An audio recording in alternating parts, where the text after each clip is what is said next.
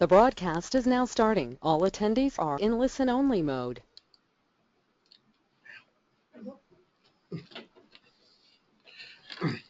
Good afternoon. We'd like to welcome you to our presentations on the do's and don'ts for teaming agreements and subcontracts for 8A contracts. We are going to be discussing an issue that we regularly confront where clients that are either 8A contractors or teaming with 8A contractors are asking us questions regarding teaming agreements and subcontracts. This is one of the areas that many firms, even when they've been in the 8A program for a while, ask us to refresh them, and companies that have never been in the program or just entered the program are not aware of some of the pitfalls that can arise when you're entering into teaming agreements and subcontracts, since there are so many templates out there that so many contractors use. So welcome to our webinar. Before I begin, just want to make sure everyone realizes that's attending that we're not providing legal advice here. We're just trying to provide some background information and give you essentially some anecdotal evidence of what we've seen happening in the government contracting world for 8A contractors when they're teaming and subcontracting. The presenters today are yours truly, Tony Franco, a partner here at the firm, with Michelle Lidikin, my colleague. We both work in the government contracting group.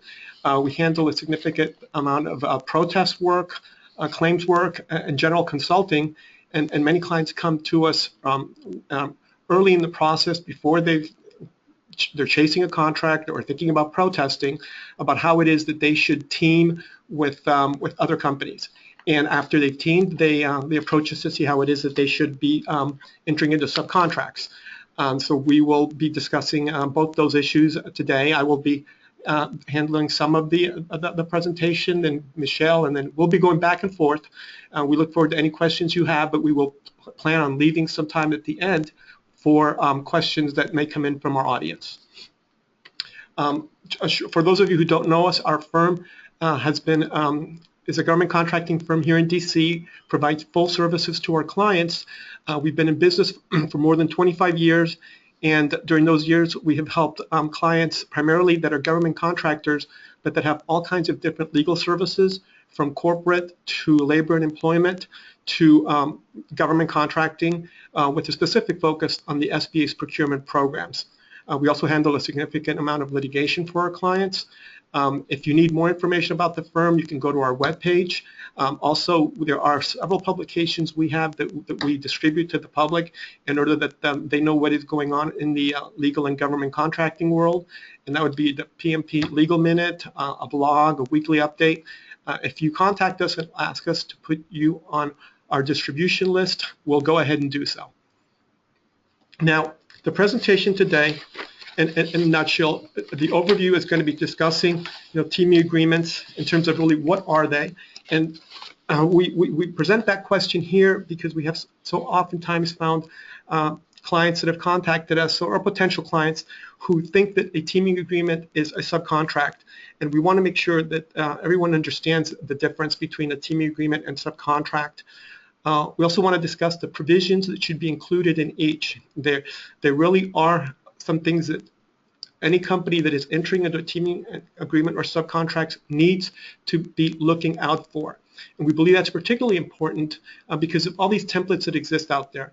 And we understand that in the business world, a lot of firms do not want to spend too much money in legal fees drafting these documents, but it's an investment worth doing on the front end, so that if you use the teaming agreement you entered into when you started business and you know it's a good one, you already know what are the issues that need to be really fleshed out with potential teaming partners.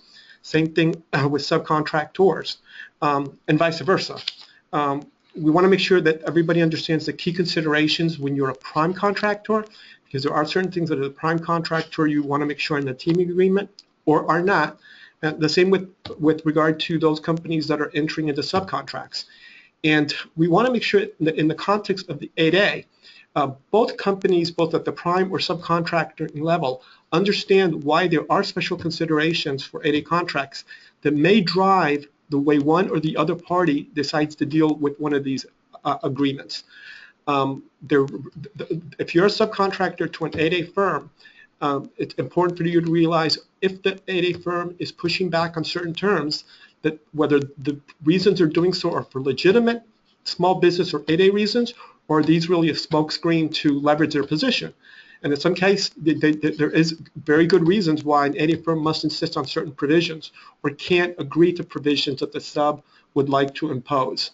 By the same token, an 8A company entering into subcontracts on teaming agreements with other companies, needs to be mindful of the business realities of their teaming partners and subcontractors.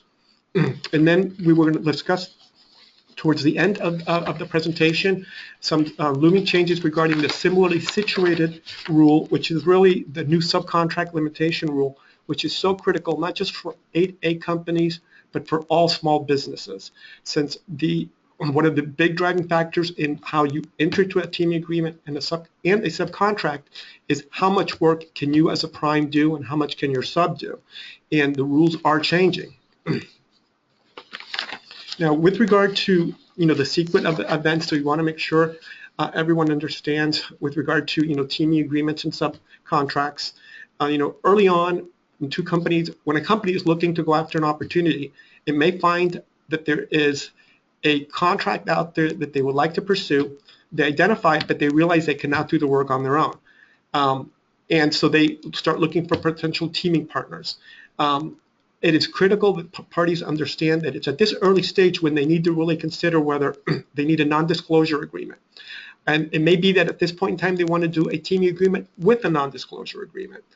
It's just bottom line critical that to the extent you have identified the opportunity, be it the 8A firm or the subcontractor to the 8A firm, that the parties protect their interest in terms of whatever intelligence they've obtained about these opportunities and who they're bringing in and disclosing that opportunity is there.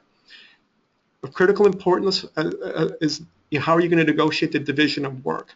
And because 8A contracts, there are very clear rules for 8A firms and small business in general in terms of how much work they want to do. That has to be put on the table early on when you start discussing with a potential teaming partner the division of work. And normally, this is when the teaming agreement is executed. Keeping in mind that, and as we'll discuss earlier, there are a number of issues regarding the enforceability of some provisions in a teaming agreement. But once that teaming agreement's been signed, the next step is to move forward, prepare and submit the proposal. Hopefully the team wins the contract, and then you have to negotiate and not sign the subcontract. And this all happens sequentially. There's really no overlap except on the front end when you're identifying the requirement or finding a teaming partner, negotiating division of work, and signing a teaming agreement. At that point, companies may decide to just collapse everything into one big document. But that may hamper the ability to discuss what you're going to be doing moving forward. Moving to the next slide, I'm now going to hand it over to Michelle so she can explain to you, the big issues on teaming agreements.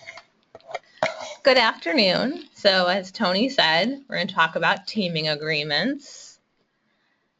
And as Tony alluded to, a teaming agreement is a temporary business arrangement. So it's just temporary where two or more companies join together to obtain and perform a competitively bid contract. And here it's really the emphasis on obtaining, because it's the teaming agreement is used during preparing your proposal and figuring out how you're going to win this contract. Once you win the contract, that's when you need your subcontract.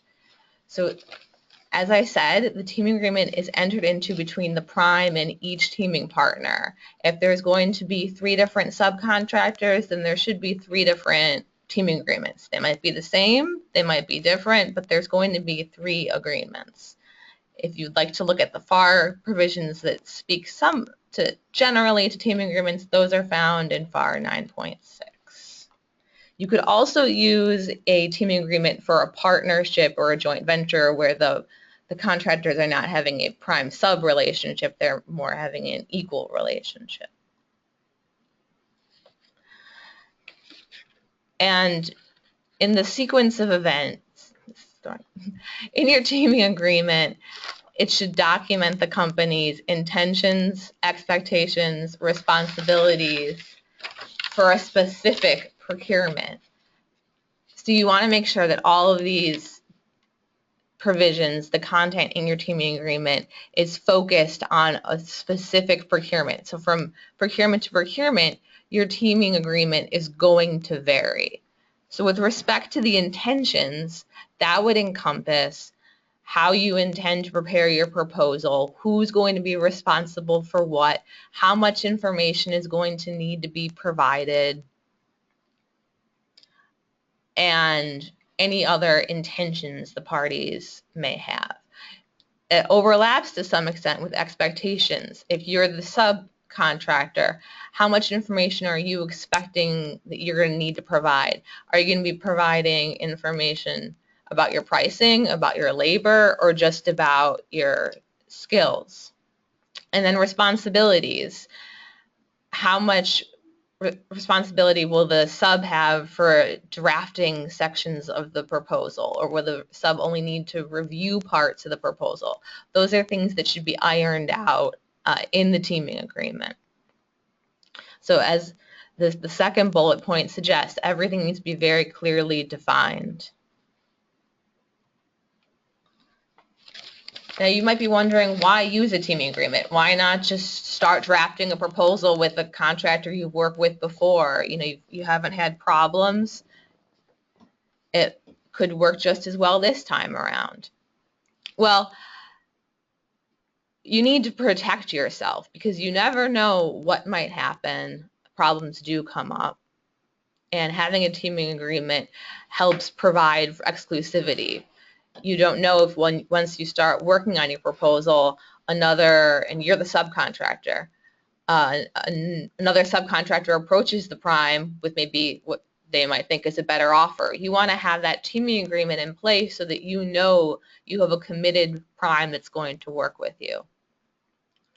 And in general, partnering helps you enhance your competitive posture by locking in a partner that has certain expertise or resources. You're able to present yourself a more robust proposal. You also, by using a teaming agreement, help protect the confidentiality of your business information. Once you start working on a proposal, as I'm sure you're all aware, you start talking about technology, pricing, proprietary information that you would not want your competitors to have. In a teaming agreement, you can address that kind of information and ensure there are measures to protect it. You can also ensure participation in the proposal process. If you're depending on the subcontractor or the prime contractor, depending on who you are, to be providing skill and during performance, you're going to need that information as you prepare your proposal, and having the teaming agreement helps ensure that your partner is providing that information to include in the proposal. And if you're awarded that contract, having the teaming agreement in place helps protect your interests following award by making sure that your partner will be there and be ready to perform along your side. Now, turning to selecting a teaming partner, one of the first things that needs to be considered when teaming with another company is whether there are any potential issues of affiliation between the prime and the sub. And this is a critical issue because if the 8A firm on an 8A set-aside or a small business set-aside teams with a company with which it has some kind of affiliation, could be disqualified from the procurement. Normally, this issue arises where you have family members that are going after a contract together, or if you have two companies pursuing opportunity and the 8A firm consists of former employees of the subcontractors, or if the two companies have done a significant amount of business together in the past. These are issues need to be considered, because if two companies team to go after an 8A contract and they are potentially affiliated, they could be disqualified through a size protest, or if the agency or the SBA itself decides to file a protest. Also, keep in mind that whenever you enter into a teaming agreement, that is a document, one of the documents the SBA will ask to review if your protest, if the award is protested based upon size. So teaming agreements have to be drafted a certain way to make sure that it's very clear that the 8A firm and or small business is running the show, is in control, and is doing the majority of the work. If the teaming agreement is drafted by the subcontractor or proposed subcontractor, which is a large business, and has drafted the agreement in a way that is very favorable to them, it does raise red flags to the SBA because they start questioning whether the small business 8A firm is under negative control from the proposed subcontractor. So this has to be dealt with early on. Other thing, obviously, is a requirement set aside for a specific program. We're dealing here, obviously, with 8A contracts and 8A set-asides, but to the extent there is a set-aside under STVOs, women-owned small businesses, hubs-owned small businesses, this is a critical issue. So this is not just limited to 8A companies. We're bringing that to everyone's attention because to the extent some of you in our audience are looking to subcontract with 8A companies, but also subcontract with other small businesses, you should be aware of this being an issue that could impact when you actually receive the award, and the investment that you're making in bid and proposal cost is going to bear fruit. One of the big issues to consider too is whether the prime is small under the relevant size standard. And I think it's always assumed that the prime contractor 8A firm pursuing an 8A contract is small. I believe that every teaming agreement, the companies should insist on certifications as to their size. So it's very clear that the 8A firm is certifying to its teaming partners that it's small, because the last thing you want is to have been protested after an award and find that the company that submitted the bid was not really small. Now, this is tricky because many small businesses and 8A firms believe they have no size problem, and they may actually do so. And that certification may be something that they do not want to do because there are just things, you don't know what you don't know. But I think it's critical, though, to nonetheless explore the issue on the front end, to do your due diligence so that you are entering into one of these teaming agreements with a firm that is a legitimate small business. And then it's critical that the companies know, what the performance of work rules and exactly why it is that, the 8A firm has to perform a certain percentage of work during different periods of performance or on task orders. This is critical because to the extent that the companies don't memorialize that early on in the teaming agreement, it can become an issue through a size protest. And if later on a subcontractor is entered into where this is not taken into account, there are potential significant ramifications for not having performed the work in accordance with those rules. So everyone has to enter these arrangements understanding exactly how that work is going to be divided up. Now, with regard to due diligence that we believe is critical for companies to do, we oftentimes find that companies team with other companies because they've heard good things about them, or they happen to have met in some setting and they realize that there's good chemistry and they'd like to work together. And other times we're very surprised to find companies that are teaming when they haven't done any business together, and they just generally heard that this other company has been doing work with this agency, etc. We believe it's critical that companies do really look a little bit deeper into who the other company is that they're teaming with. Among the things that companies need to look at is whether the other party is easy to work with, because we've seen situations where companies enter teaming agreements and then once they've received the contract, they find that the situation becomes quite unbearable because of the way the other company just basically operates. Oftentimes you see that when it comes time to negotiate the subcontract. So before you enter into these teaming agreements, you may want to ask what other companies this firm has teamed with. You may want to look, do a Dun & Bradstreet research to see, what it says regarding their payment history and what it looks like their finances are. You want to check the EPL to see if they're on the excluded parties list. You'd be surprised, how many firms out there may be on that list or may have principals that are on that list, and you shouldn't have them as your proposed subcontractor. One of the areas that we see a significant amount of problems arising is with regard to past performance, where a company enters into a team agreement with another company, not realizing that its past performance wasn't that great. and they were banking on that past performance from its teaming partner. This is information you want to get up front, and if you have reason to doubt it, ask for certifications from the other side as to whether what they're telling you is true regarding their financial capabilities, their past performance, their their reputation. And I'm not really sure exactly who you would have them certified at that, but that's the kind of, you want to make sure that the companies you're doing business with are the companies that you want to have long-term relationships with. And then one of the things to be thinking about is exactly how much are they going to support you with their proposal. If you're the prime and you need the help from your teaming partner to put together that proposal, exactly how much are they going to do, keeping in mind that you do, as an 8A firm, have to put some sweat equity into the whole effort, because it does not look good if your size is protested if your subcontractor put together their whole proposal. And if you're a sub, you want to make sure that your prime is also putting in some effort, because if they're completely relying upon you to put together the proposal, what happens when the contract gets awarded and the work has to be done? What if they really don't know what they're doing? So I think it's critical that all this gets ironed out. And I know that's easier said than done when companies are trying to quickly get together, put together a proposal, which oftentimes is a fairly laborious and costly process. And that's where the focus wants to be, to win, the parties want to put it into to win the work.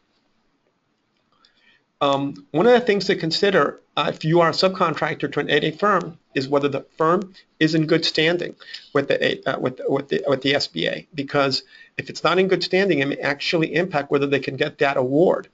Ask for certification that they're in good standing. Want to know whether they're compliant with their business mix target, and that really is important for purposes of sole source contracts, because under the SBA's rules, if an 8A firm is not meeting its sole source business mix target, it's not eligible for sole source awards. So if you're teaming with the company to go after a sole source contract, which may take a lot of effort in terms of meeting with procuring officials, putting together unsolicited proposal, etc., and to find out at the last moment that there's a problem with their business mix and they're not going to get it, that could be a problem.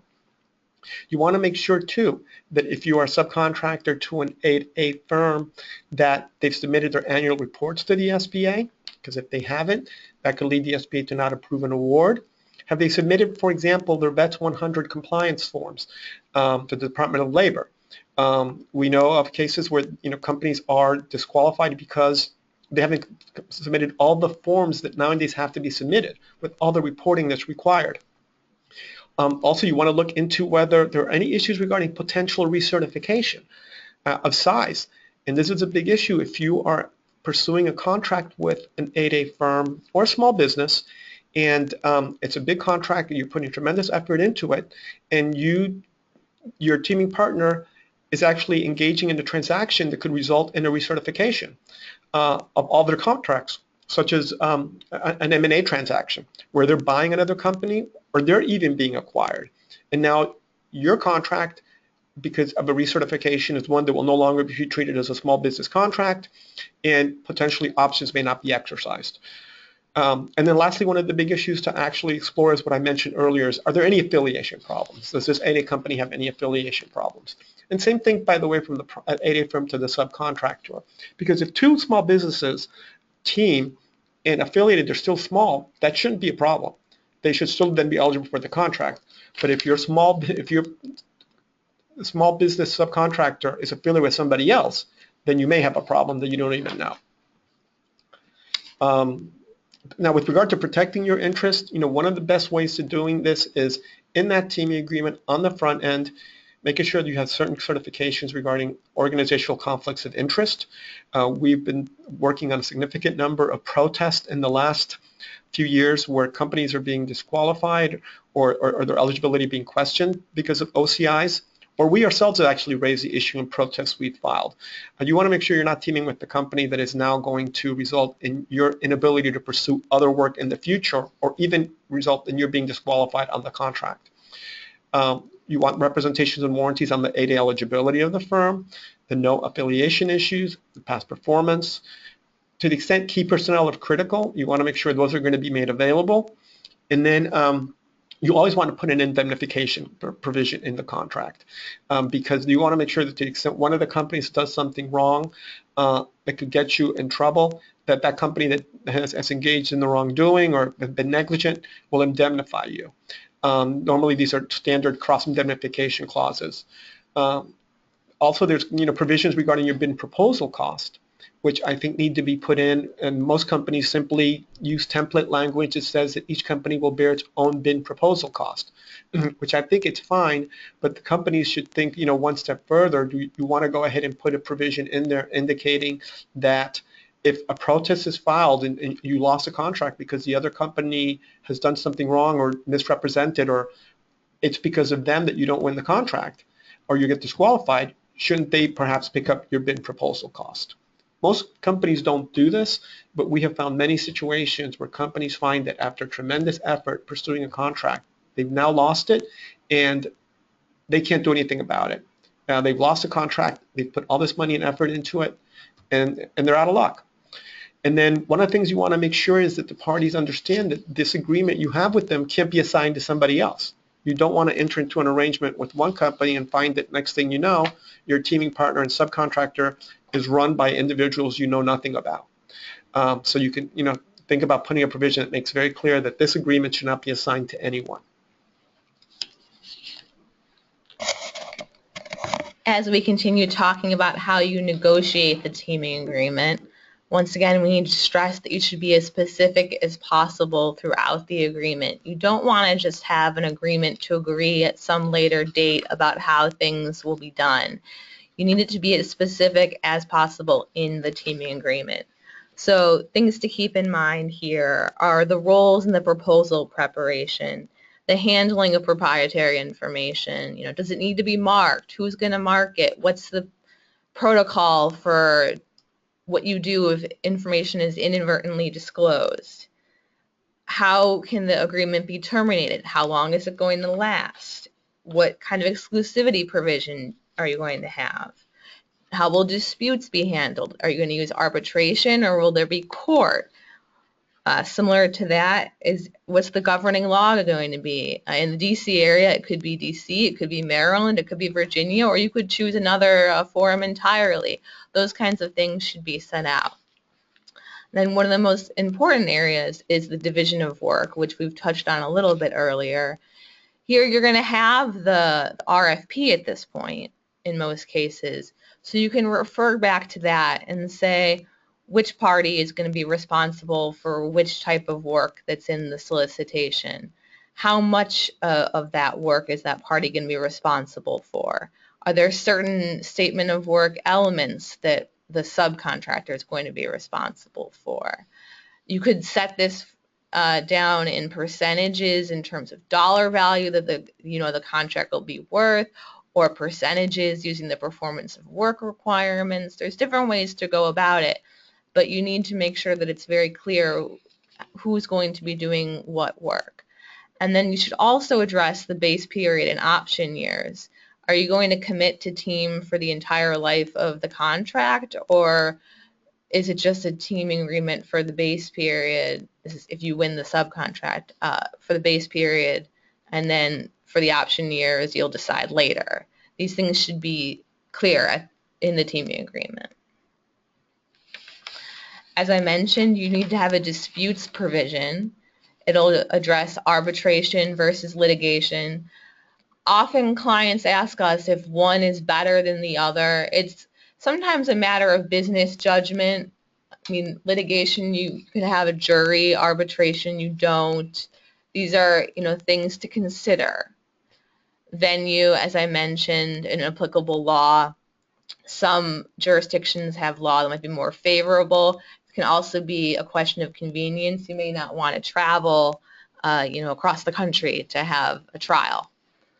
Attorney's fees, you can negotiate that one party will win, the winning party will have the losing party pay their attorney fees. That's not normally how things are done unless you contract for that.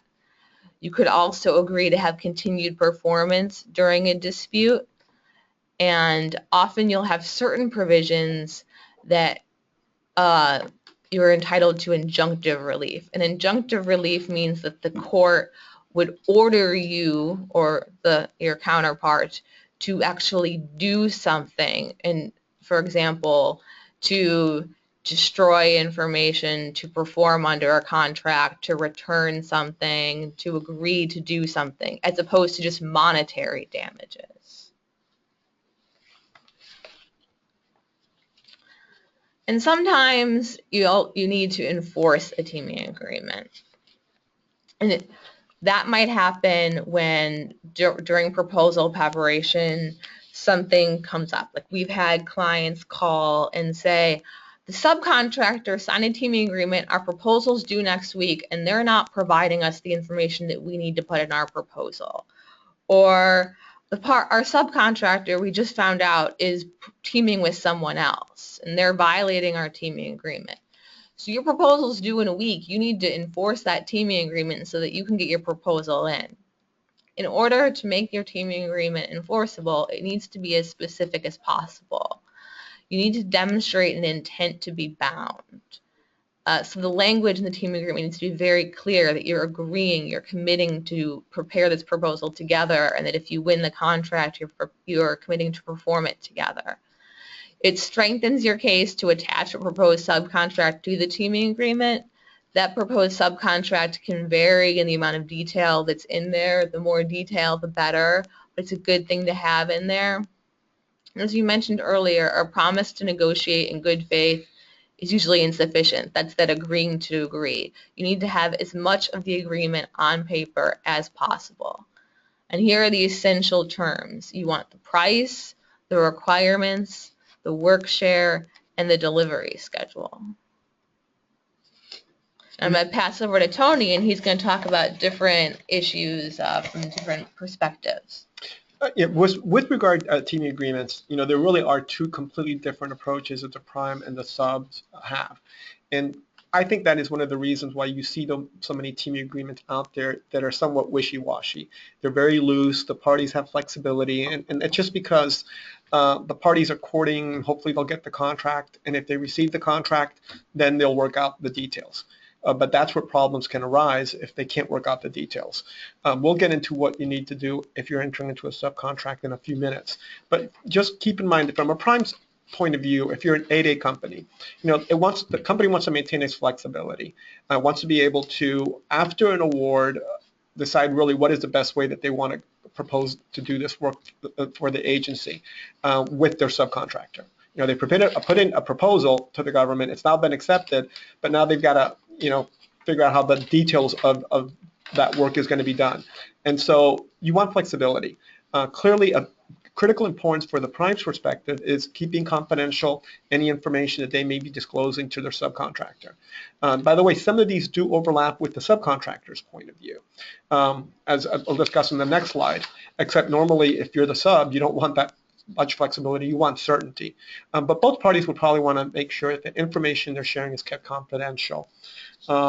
It's clear that you want the subcontractor to be committed to helping with the proposal process. And the issue is going to be, well, what if they don't? Are you going to essentially have a termination provision in the agreement if that happens? Are you going to have a liquidated damage clause provision? How is it that essentially you're going to do this in a way that is not the boilerplate language that says that they're going to help you? With regard to the exclusivity of the subcontractor, almost all teaming agreements do have this language regarding exclusivity, and this is one of the provisions that normally can be enforced, not the way you would enforce the terms of a subcontract, but you could, if a subcontractor or proposed subcontractor is teaming with another company and you've exposed them to information that's proprietary and confidential, and you could try to get an injunction to stop them from doing that because you do have a teaming agreement that they committed to you. You want to be in control of the proposal. You're the one drafting it, putting it together. You have the final say because remember, you are the prime. And any commitments you're making to the government, you've got to stand behind.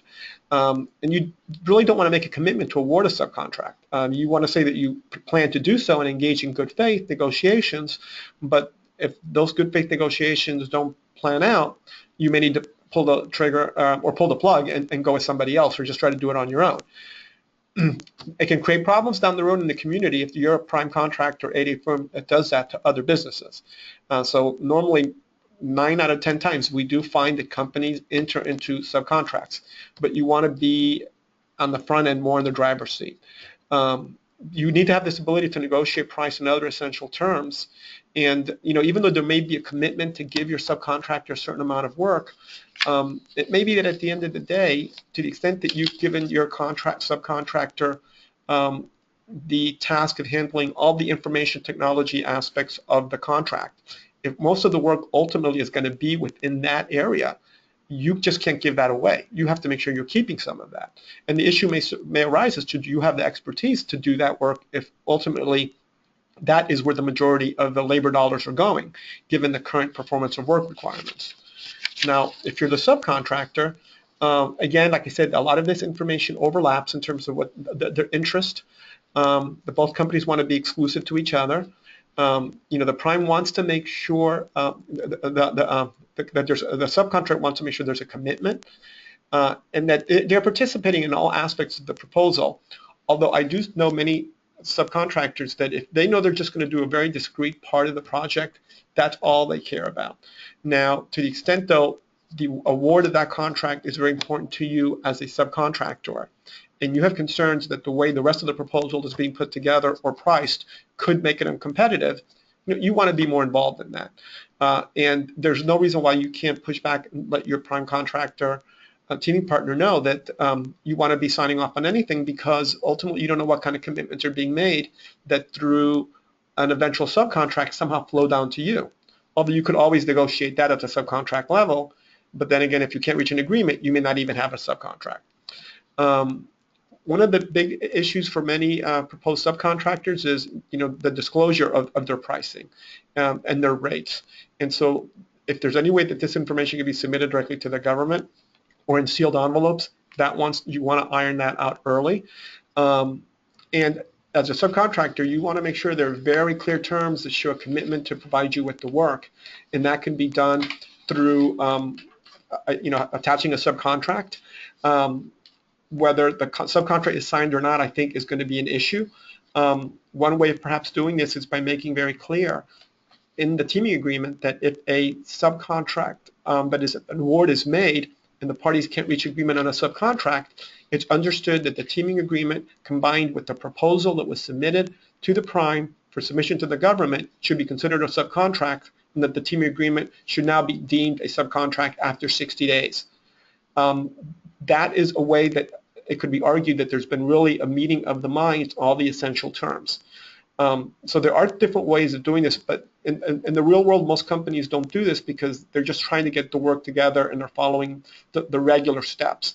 But as practitioners in this area who are always hearing horror stories, we're always thinking, well, how could this have been avoided? What could you have done? Of course, in the perfect legal world, there are certain things a client could or should do, but in the business world, the reality is that it just doesn't happen that way. But we want to make sure you're aware of this, because if you're not comfortable with your teaming partner, you really need to invest early on in how you put together that teaming agreement. Okay, before we move over to subcontracts, I just want to speak to the term and termination of a teaming agreement. Now, as you all know from being in the procurement space, a lot of things can happen, and it's hard to predict when a procurement will actually be complete. The RFP could be amended, there could be a protest, things could change. So usually you build in several different contingencies. You have a whichever occurs first type provision that takes into account cancellation of the RFP, government refusal to approve a subcontractor, mutual written agreement, a set time period. You also want to build in things like suspension or debarment, insolvency or bankruptcy, loss of eligibility, because if one of those things were to happen, you would want the ability to go out and find another partner.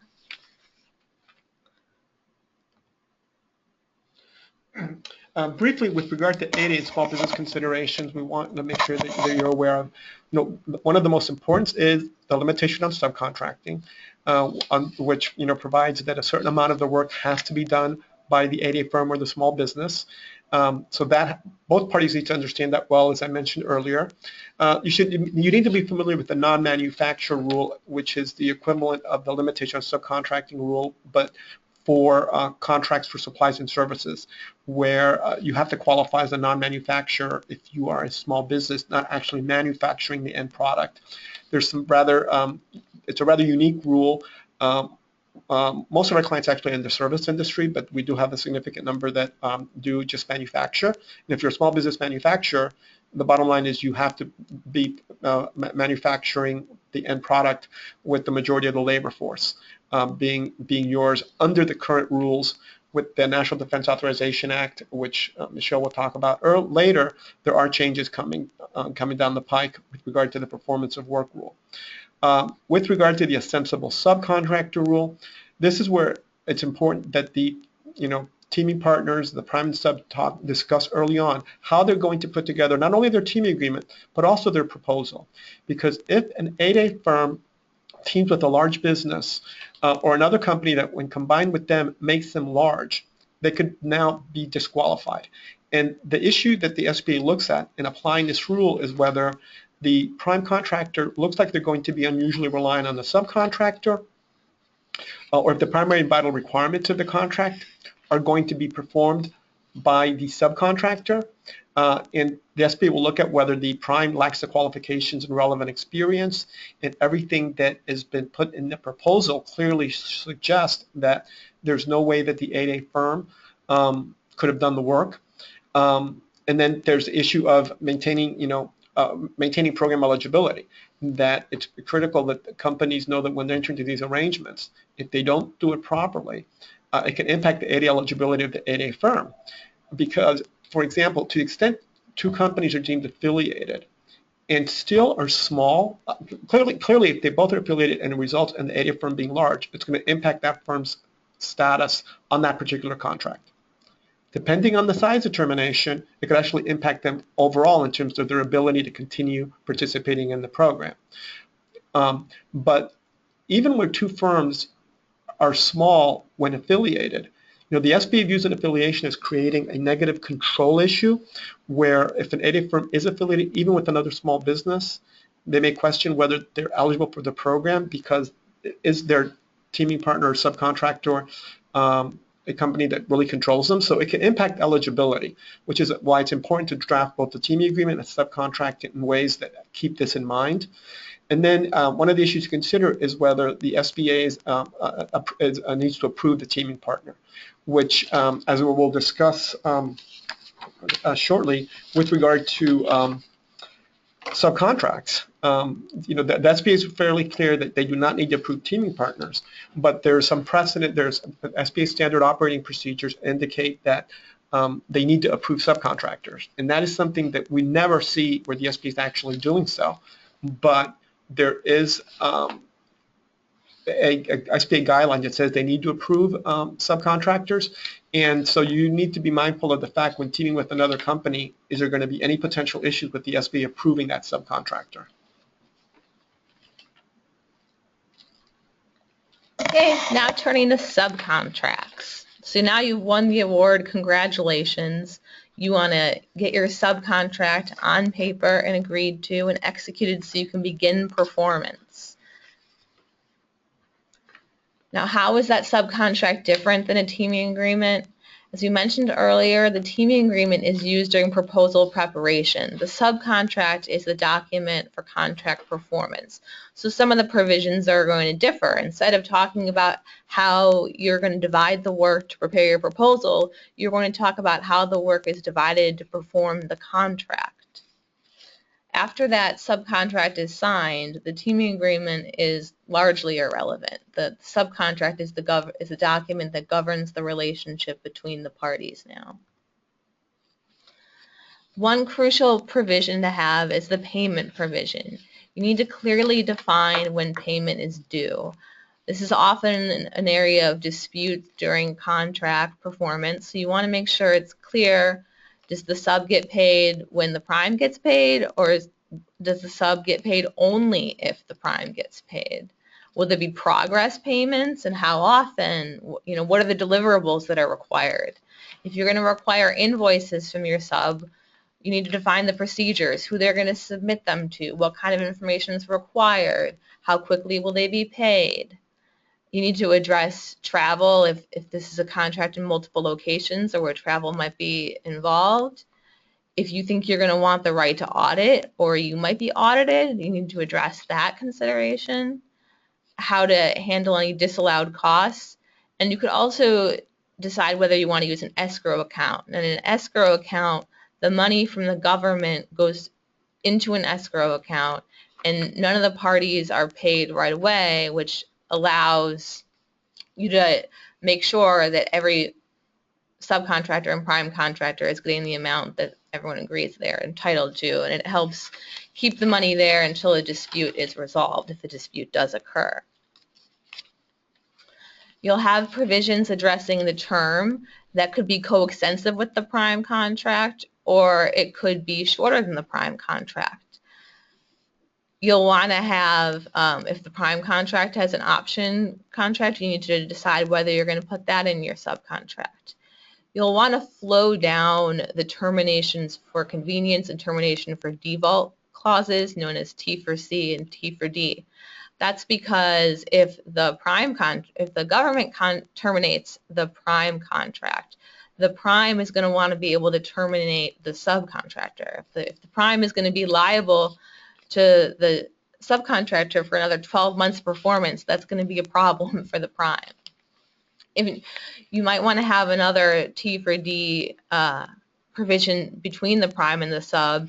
You need to decide whether you're going to allow the sub a time to cure, or whether and how long that will be. For the prime, you need to seriously consider this, because if the subcontractor is not performing well, that could affect your performance rating when the contract reaches its annual mark.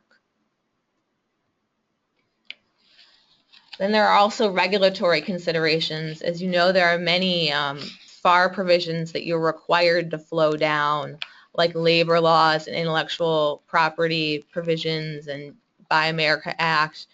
If you have a commercial items contract, there's a whole list of FAR provisions that are required to be flowed down. And then, as I just mentioned, there's the termination provisions that you'll want to flow down. Tony will discuss the point of view from the prime and the sub. Just real briefly, with regard to, from the prime's point of view, some of these bullets will be pretty self-explanatory what a prime would want. Obviously, an indemnification clause in case the subcontractor does anything wrong while performing the contract, and something very clear regarding the allocation of work. With regard to the other three bullets that we have here, which is a right to review and replace employees, that's something that from a prime's perspective, if they believe the subcontractor's employees are not doing the right work, they should be able to tell the sub that they need to remove them, and or they will themselves substitute them. Keeping in mind this has to be handled carefully, because technically between the prime and the sub you are independent contractors. You don't want to start creating a situation where in the interactions with the subcontractor's employees you start acting like their employer, and next thing you know the prime is also being sued for any actions that should be directed at the sub as the employer. But if you've documented this well up front, it's not going to be just up to the government to determine when employees need to be removed. You as a prime can also have that right. That's something I believe a lot of subs would probably push back on, but on these contracts which involve a lot of personnel and there are potential personnel issues, this is something that the prime would want. And clearly a prime would want to make sure they have the right to inspect and reject goods and services. Most subcontracts, the companies don't really deal with that in any level of detail, because they assume that if the customer is accepting it, then there's not going to be a problem. So they really the prime leaves it to the government to be the one that inspects and rejects goods and services.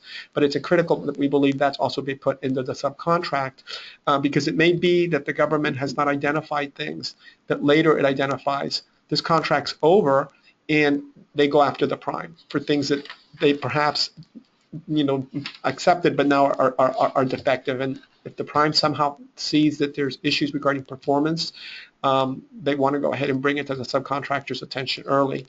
And then with regard to payment, most of the payment clauses are paid when paid. And I think that's something that every prime should insist upon, because you never know how quickly the government's going to pay.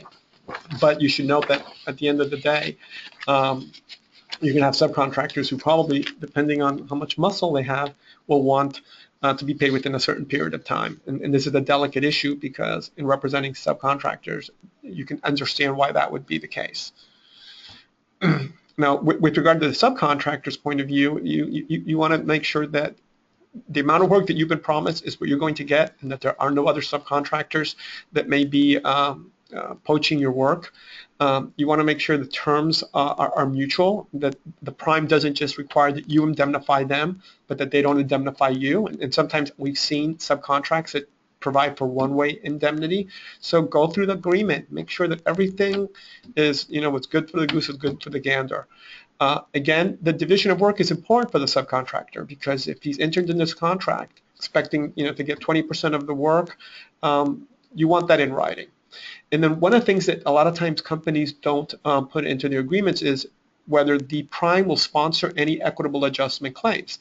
And this is critical because it has to be understood that if for some reason the government doesn't want to pay, and you submitted a claim to your prime, and the prime submits it to the government, and the government just doesn't want to go forward, says no. Well, what's going to be the process to resolve those kinds of disputes? And you want to make sure there's a couple of paragraphs, and normally when we've drafted these, there are a number of paragraphs we put together as to the process for the sponsorships of claims, because this also raises issues as to who's going to incur the legal fees, etc. Now, with regard to the 8A and small business considerations regarding eligibility of prime contractors, the big issue is affiliation, which we've been now discussing in connection with teaming agreements.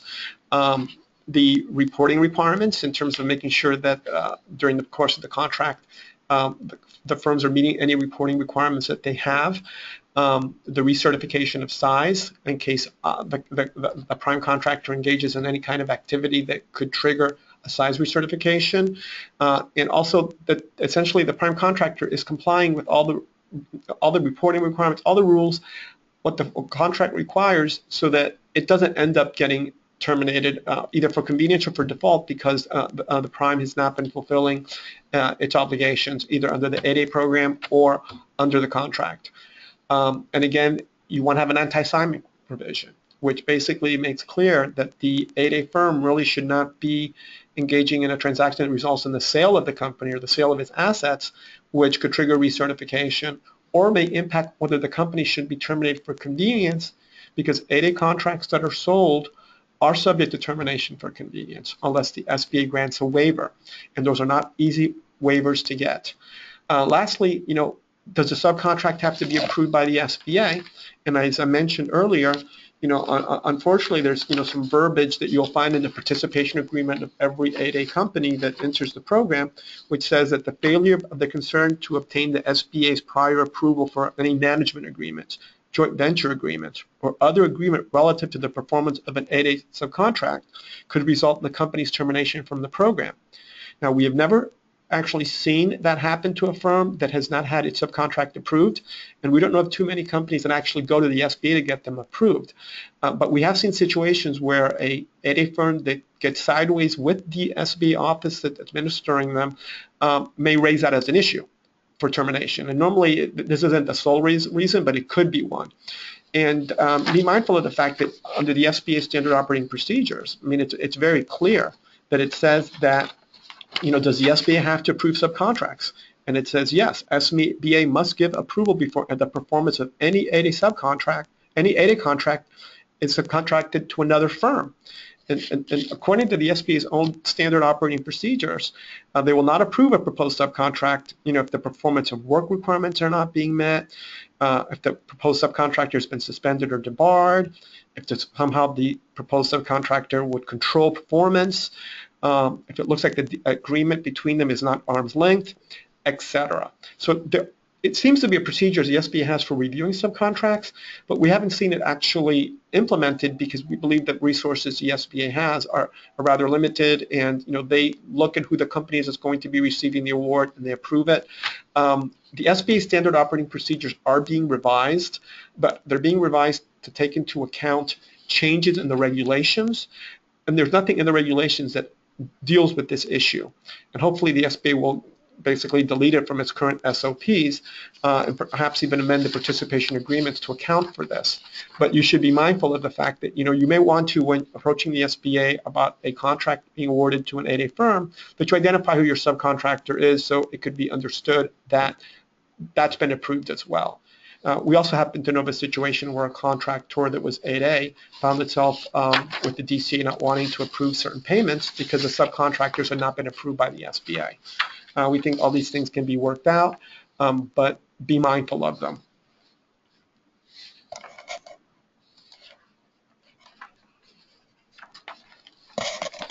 Now we're going to talk about the similarly situated entity rule. You may have heard about this back in December 2014 when it was first proposed. We expect it to come out any day now. Under the new rule, similarly situated entities will be able to collectively meet the performance of work requirements. And similarly situated means small business subcontractor that is the participant of the same small business program as the prime contractor. So if two companies are 8As, then they're similarly situated. If they're both hub zone, then they're similarly situated. Now the prime would need to identify the similarly situated entities in its offer or proposal, and the percentages of the prime contract award would need to be set forth in writing. So in that proposal as well. Other aspects of this rule are to change from a cost base to a percentage of total payments methodology. So what that means is instead of looking at the labor cost incurred by the prime contractor, compliance with the requirement will be based on the amount paid by the government to the prime that the prime can pay to the subs. And the percentages will be the same as they are under the current rule, which is 50% for services and supply contracts and 85% for general construction. There'll be new penalties for non-compliance, and there'll be an exemption for contracts less than $150,000. So what does this mean for the 8A program? It rewrites these certain provisions of the SBA's regulations, and it means that an 8A prime contractor performing an IDIQ contract could satisfy the requirement by subcontracting to other 8As. And it's similar rule implications for other 8A contracts for services and supplies. You could satisfy those rules, the rule as long as 50% of the amount paid by the government to the prime at any tier was also being paid to the 8A subs. And for general construction, it would be that 85% requirement. We are out of time, unfortunately. We had a lot of material to cover. We've received a bunch of questions that we will answer via email. And if you have any additional questions, you can email them to us at our email addresses, which are on this slide and also on PilieroMazza's on our website. And just before we sign off, just wanted to let our audience know we did receive a lot of questions, but one of them that I wanted to make sure I addressed is an individual asked, if there's a teaming agreement with a joint venture, who signs a teaming agreement? And generally, that teaming agreement can be signed between the joint venture and each proposed subcontractor, or to the extent that the companies are entering into an unpopulated joint venture. In those situations, oftentimes the teaming agreements are entered into individually by each member of the joint venture. We think it makes sense for the teaming agreement to be entered into by the joint venture, but that also then raises issue as to who's going to be doing that work with that subcontractor. And so I think some thought has to be put into whatever teaming agreement is entered into with a particular contractor, which one of the two joint ventures will then be dealing with them, or is it really going to be both of them? So it could be either way. Like I said, we received a significant number of questions, but will plan on responding to each of you in the next week. So those of you who asked the question, we'll get back to you. Thank you very much. We appreciate your joining us.